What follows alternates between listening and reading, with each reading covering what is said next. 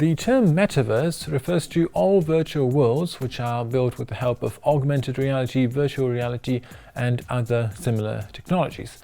In a certain sense, it is comparable to MMOs, so massively multiplayer online games, but the main difference is that MMOs are mainly built around a specific gaming purpose, whereas a metaverse is meant to have a much broader purpose, or rather broader use cases, including, importantly, networking and socializing, even though, of course, it can include certain gamified elements. As far as the word itself is concerned, it comes from the Greek prefix meta, which means beyond or after, and the word universe.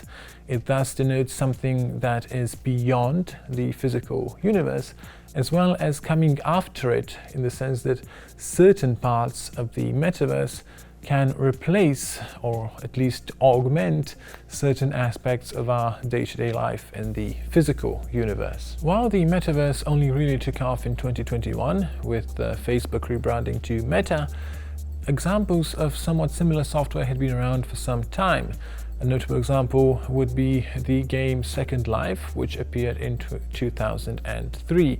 The word metaverse itself is even older, and it was coined by the author Neil Stephenson in his science fiction novel Snow Crash, which was published in 1992. And interestingly, his novel included many of the key features that we associate with the metaverse today, so augmented reality and virtual reality headsets, and much more. With the metaverse becoming very mainstream in 2021, there were growing concerns about privacy and security.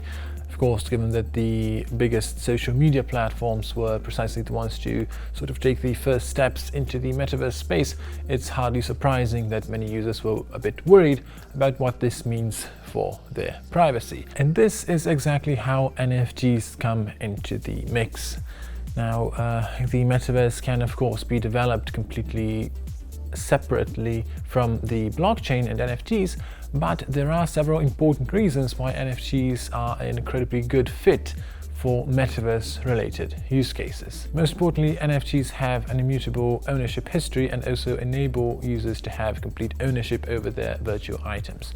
This means when someone owns a virtual item, such as a sword in a game or in a more metaverse-focused game, or a plot of land in a metaverse such as Decentraland, for example, then it cannot be taken away from them, since the NFT that represents this is stored in their crypto wallet. And with many of the world's largest traditional finance firms opening offices in the metaverse and also adopting the metaverse in other ways, we can definitely expect that this part of the internet, or of crypto more specifically, will continue to grow. In fact, many consider the metaverse to be essentially the next step in the evolution of the internet, and it shouldn't be hard to see why this is the case.